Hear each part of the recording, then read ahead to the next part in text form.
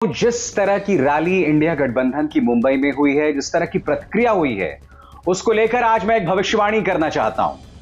आने वाले दिनों में तेजस्वी या राहुल गांधी पर भाजपा सरकार कोई बड़ा एक्शन लेने वाली है। सिर्फ इसलिए नहीं कि उन्हें किस तरह की प्रतिक्रिया मिली, बल्कि इसलिए कि उस रैली में तेजस्वी और राहुल ने क्या क्या कहा। यह तेजस्वी और राहुल की दहाड़ थी। राहुल गांधी ने एक पुरानी कहानी का जिक्र करते हुए, जिसमें यह कहा जाता था कि राक्षस की जान तोते में है, उसका इस्तेमाल किया और सीधे प्रधानमंत्री नरेंद्र मोदी पर हमला बोला। उन्होंने कहा कि प्रधानमंत्री मोदी की जान ईवीएम में है। एक तरह से कहा जा सकता है दोस्तों, राहुल गांधी ने ईवीएम पर अब तक का सबसे बड़ा हमला बोला है। जिस कड़े अंदाज में, जिस सख्त अंदाज में राहुल गांधी ने हमला बोला है, उससे गोदी मीडिया और भाजपा में बहुत जबरदस्त खलबली मचने वाली है दोस्तों। सुनिए उन्होंने किस तरह से कहा कि राजा की जान ईवीएम में। सुनते हैं। राजा की आत्मा ईवीएम में है। सही है, सही है। राजा की आत्मा ईवीएम में है।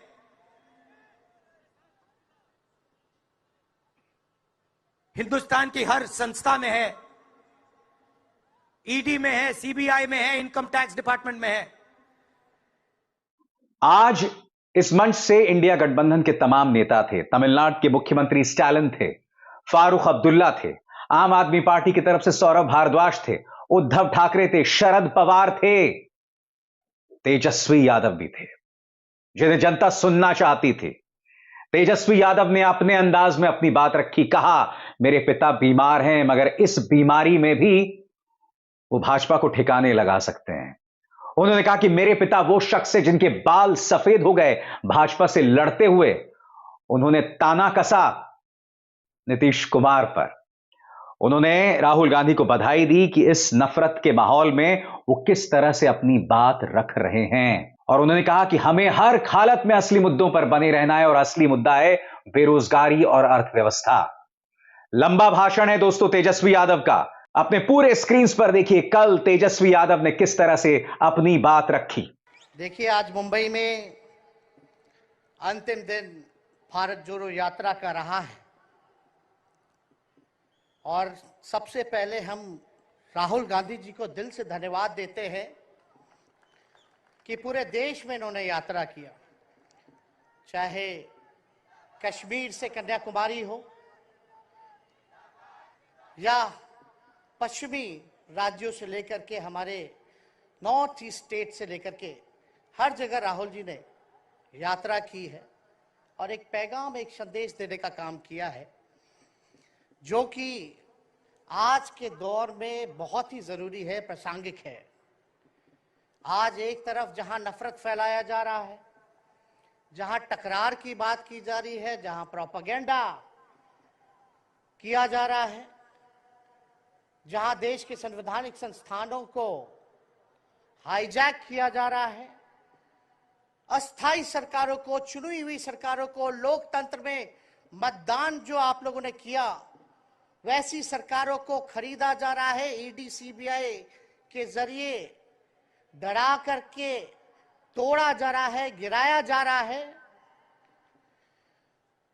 जहां सच नहीं केवल झूठ का प्रोपेगेंडा चलाया जा रहा है, संविधान लोकतंत्र पे खतरा है, वहां आदरणीय राहुल गांधी जी ने सभी लोगों को जोड़ने के लिए, देश के लोकतंत्र को बचाने के लिए, देश के संविधान को बचाने के लिए, अमन चैन भाईचारा कायम करने के लिए, नफरत को हराने के लिए इन्होंने जो भारत जोड़ो यात्रा किया है, इसके लिए हम दिल से धन्यवाद इनको देना चाहते हैं, कांग्रेस पार्टी को देना चाहते हैं। और यहां बैठे हुए सभी महागठबंधन और इंडिया अलायंस के जो भी हमारे नेता हैं, उनको भी हम धन्यवाद देते हैं कि इस दौर में जहां पूरी ताकतें लगाई गई हों, डराया जा रहा हो, लोगों को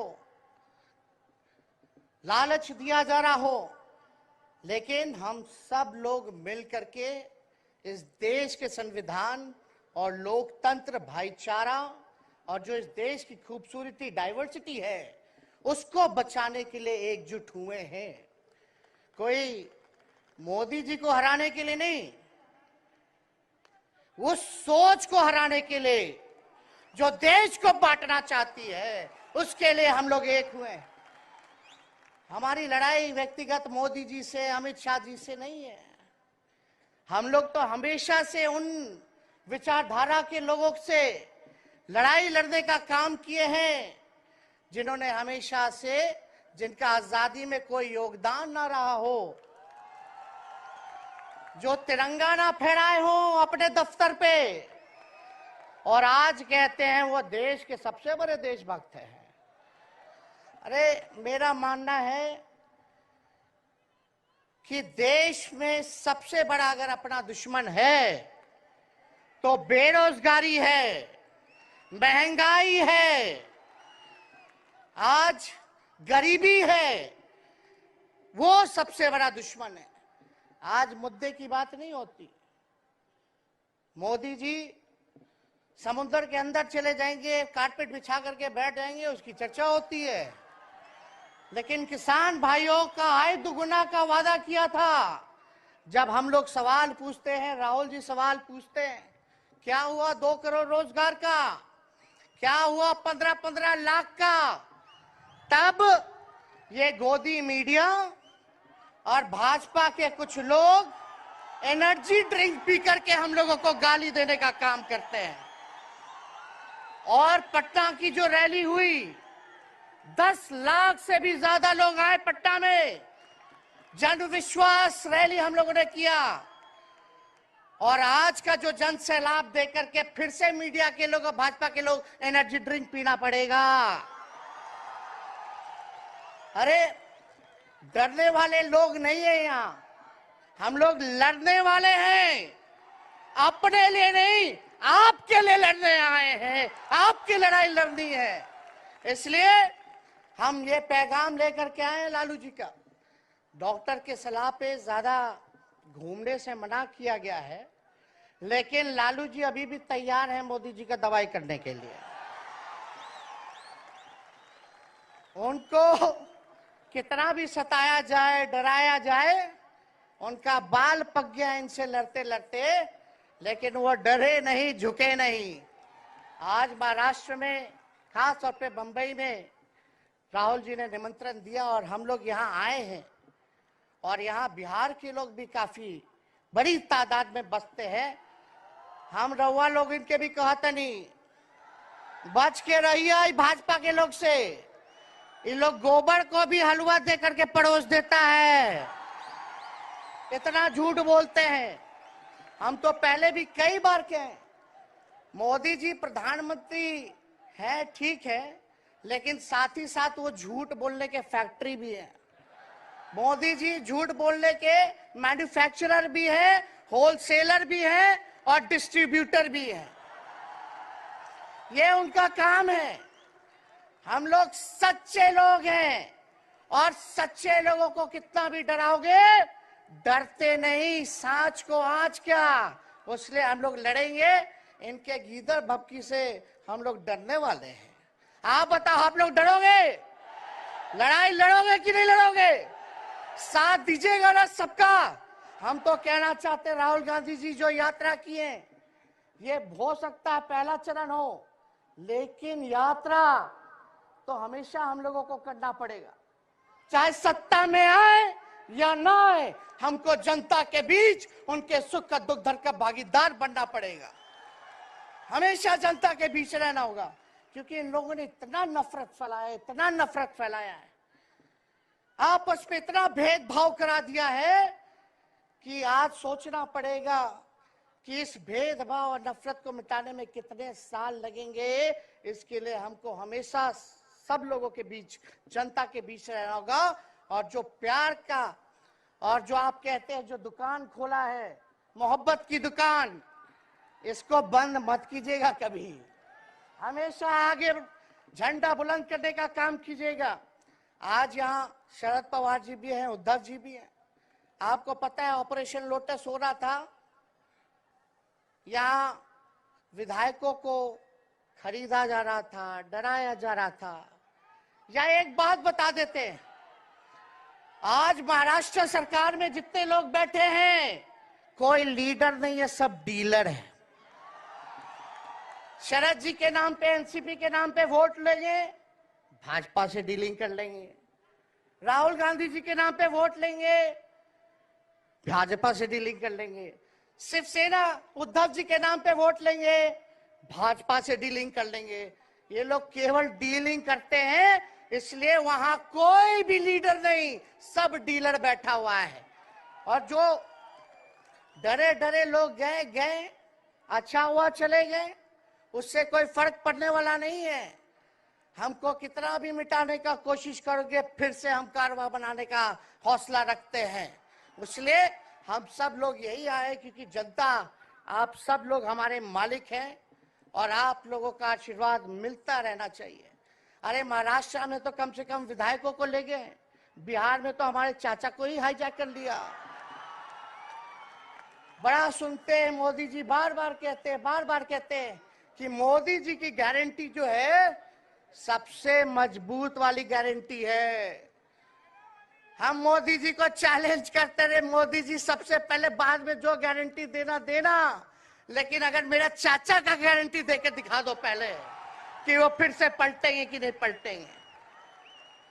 तो हम लोग, चलो बिहार में चाचा जी गए तो गए, हमारी शुभकामनाएं, बड़े हैं, अभिभावक हैं, लेकिन वहां जो आवाम का ताकत मिल रहा है, राहुल जी आए थे, सब लोग आए थे, जो प्यार मिल रहा है, वो हम इतना आप लोगों को कह सकते हैं कि बिहार में भाजपा जो भी सोचती हो, सर्वे वाले कुछ भी दिखाते हो, गोदी मीडिया के लोग, लेकिन बिहार में इस बार चौंकाने वाला रिजल्ट हम ला करके देने का काम करेंगे।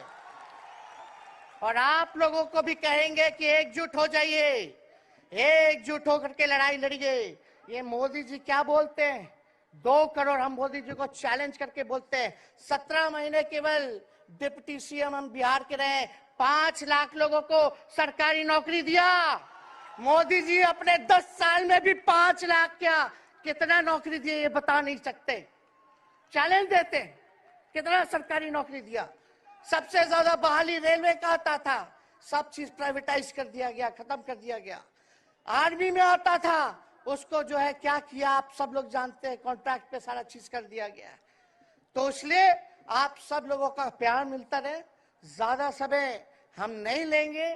सभी गणमान्य व्यक्तियों को, हमारे अभिभावक नेताओं को आप लोगों को संदेश देना है, वो अपनी बात को आप लोगों के समक्ष रखेंगे। लेकिन आप सब लोग एक नारा लगाइएगा, हम बोलेंगे भाजपा भगाओ, आप सब बोलना देश बचाओ, भाजपा भगाओ, भाजपा भगाओ। बहुत बहुत धन्यवाद। जय हिंद, जय महाराष्ट्र। तो तेजस्वी यादव ने पुरजोर तरीके से अपने इस भाषण में नीतीश कुमार से लेकर प्रधानमंत्री नरेंद्र मोदी सबको लपेटे में ले लिया। मगर आपने गौर किया होगा, उन्होंने यह भी कहा कि हमारी लड़ाई मोदी और शाह से नहीं है, हमारी लड़ाई उस सोच से है जो इस देश के ताने बाने को बर्बाद कर देना चाहती है। मगर जैसे मैंने कहा ना दोस्तों, आज ये जो दोनों भाषण थे, तेजस्वी यादव के और राहुल गांधी के, उससे भाजपा को जबरदस्त मिर्ची लगने वाली है। क्योंकि आज के दिन राहुल गांधी ने न सिर्फ बेबाकी से प्रधानमंत्री पर हमला बोला, बल्कि ईवीएम पर पहली बार खुलकर राहुल गांधी सामने नजर आए और उनके तेवरों से स्पष्ट था कि अब उन्हें ईवीएम पर बिल्कुल भी विश्वास नहीं है। क्या यह राहुल गांधी की बौखलाहट है, या उन्हें लगता है कि ईवीएम पर हमला बोलने से उनका जो समर्थक है वो और लामबंद होगा? सुनिए ईवीएम के बारे में क्या कहा राहुल गांधी ने। मैं आपको बता रहा हूं, ईवीएम के बिना नरेंद्र मोदी चुनाव नहीं जीत सकता है। इलेक्शन कमीशन से हमने कहा कि एक काम कीजिए, विपक्ष की पार्टी को ये मशीनें दिखा दीजिए, खोल के हमें दिखा दीजिए। ये कैसे चलती हैं, हमारे एक्सपर्ट्स को दिखा दीजिए। इलेक्शन कमीशन नहीं दिखाता। फिर हमने कहा देखिए, इसमें से कागज निकलता है, वोट मशीन में नहीं है, वोट कागज में है। ठीक है, आप मशीन चलाइए, मगर कागज की भी गिनती कर दीजिए। इलेक्शन कमीशन कहता है नहीं, कागज की गिनती नहीं होगी। क्यों नहीं होगी? कैसे नहीं होगी? सिस्टम नहीं चाहता कि ईवीएम की गिनती हो जाए। क्यों? क्योंकि यह सिस्टम आपके धन को चोरी करने का सिस्टम है। और जैसे मैंने कहा दोस्तों, प्रधानमंत्री नरेंद्र मोदी पर खासे उग्र तेवर थे और उनका यह कहना था, नरेंद्र मोदी उनसे इसलिए नफरत करते हैं क्योंकि राहुल गांधी सिस्टम को समझते हैं और यह बात प्रधानमंत्री को किसी भी कीमत पर बर्दाश्त नहीं। सुनिए उन्होंने क्या कहा। मैंने सिस्टम अंदर से देखा है, मैं समझता हूं सिस्टम को, इसलिए मोदी जी मुझसे डरते हैं। सब कुछ देखा है मैंने, सब समझता हूं। मैं अंदर बैठता था उसमें, सालों में अंदर बैठा हूं, कोई नहीं छुप सकता मुझसे और मुझे दबा भी नहीं सकते हैं। और जो चीज सबसे ज्यादा मुश्किल पैदा करने वाली है, सबसे ज्यादा जलन पैदा करने वाली है भाजपा में, वो है राहुल गांधी का यह अगला बयान, जिसमें राहुल गांधी कहते हैं कि नरेंद्र मोदी सिर्फ एक मुखौटा हैं, एक्टर हैं, और कड़े शब्दावली का इस्तेमाल करते हुए उन्होंने कहा एक खोखले व्यक्ति हैं। नरेंद्र मोदी भाइयों और बहनों सिर्फ मास्क है, मुखौटा है। जैसे ये बॉलीवुड के एक्टर हैं, उनको रोल दिया गया है कि भैया आज सुबह आपको ये करना है, कल आपको ये बोलना है, परसों आप ये करोगे, सुबह उठ के समुद्र के नीचे जाओ, चलो सी प्लेन में उड़ो। 56 इंच की छाती नहीं है, खोखला व्यक्ति है। आज मैं एक भविष्यवाणी करना चाहता हूं दोस्तों। मैं दावे के साथ कह सकता हूं, इस भाषण के बाद चुनाव आयोग राहुल गांधी पर करारा प्रहार करने वाला है, उन पर सख्ती करने वाला है। क्योंकि मैं आपको याद दिलाना चाहूंगा कि राजीव कुमार ने जिस दिन तारीखों का ऐलान किया था, लोकसभा की चुनावों की तारीखों का, तब उन्होंने यह बात कही थी कि जो लोग कड़ी शब्दावली का इस्तेमाल करते हैं, हम उनके खिलाफ कार्रवाई करेंगे। और बड़ा सवाल यह कि अब राहुल गांधी के खिलाफ किस तरह की कार्रवाई होने वाली है। दोस्तों, इस मौके पर राहुल गांधी ने एक पुराने राज को भी खोला। जब उनकी मुलाकात स्वर्गीय वित्त मंत्री अरुण जेटली से हुई थी और अरुण जेटली ने बकौल राहुल गांधी इस मुलाकात में कहा था कि जमीन अधिग्रहण पर बोलना बंद कर दो, वरना तुम्हारे लिए मुश्किलात पैदा हो सकती हैं। राहुल ने इसके जवाब में क्या कहा था, आइए सुनते हैं। पहले इनकी सरकार आई, अरुण जेटली मेरे पास आते हैं, कमरे में बैठते हैं और मुझे कहते हैं, राहुल ये जो लैंड एक्विजिशन का मामला है, तुम इस पर मत बोलो। क्यों नहीं बोलूं? जनता का मामला है, अगर बोलोगे तो तुम्हारे ऊपर हम केस लगाएंगे। लगाओ केस, मुझे कोई फर्क नहीं पड़ता। क्या कर लोगे मेरा? ईडी वाले आए, 50 घंटे बैठा दिया,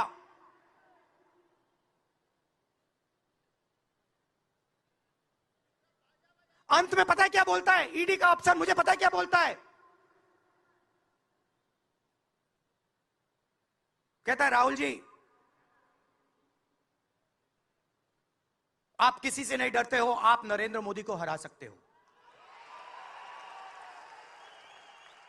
और जैसे राहुल गांधी ने कहा कि ईडी के एक अफसर ने इस पूछताछ में उनसे कहा कि आप किसी से डरते नहीं हैं, और जो व्यक्ति किसी से डरता नहीं है वही प्रधानमंत्री नरेंद्र मोदी को हरा सकता है। इस मौके पर राहुल गांधी ने कहा कि इंडिया गठबंधन के मायनों को समझिए। इंडिया गठबंधन सही मायनों में देश की नुमाइंदगी करता है, देश का प्रतिनिधित्व करता है। और उन्होंने कहा कि आज इस मंच पर तमाम राजनेता हैं, जमीन पर जो लोग हमको देख रहे हैं वो भारत के अलग अलग हिस्सों से हैं और ये अपने आप में खासा मायने रखता है। सुनिए उन्होंने क्या कहा। आप ये मत सोचो कि मैं राहुल गांधी हूं, आप ये मत सोचो कि उद्धव ठाकरे हैं। ये नहीं है, ये हिंदुस्तान की आवाज है।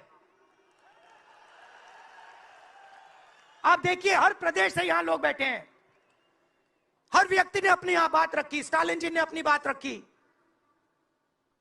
सोरेन जी ने अपनी बात रखी। ये हिंदुस्तान बोल रहा है। नरेंद्र मोदी जी की मीटिंग देखिए, वहां सिर्फ एक व्यक्ति बोलता है।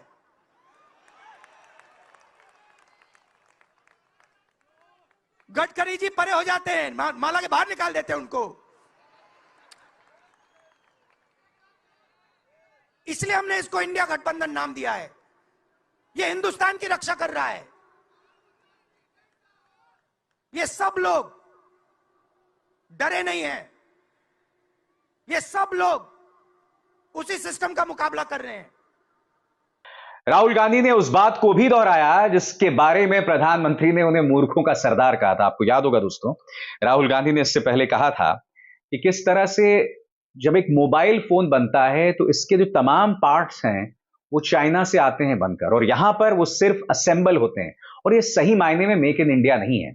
राहुल गांधी ने चीन के एक शहर की याद दिलाई। बकौल राहुल गांधी, चीन का एक शहर है शेंज़ेन, धारावी शेंज़ेन का मुकाबला कर सकती है। यहां के बच्चों के लिए बैंक के दरवाजे खोलिए, इनकी मदद कीजिए। सुनिए वो क्या कह रहे हैं। चाइना में एक शहर है,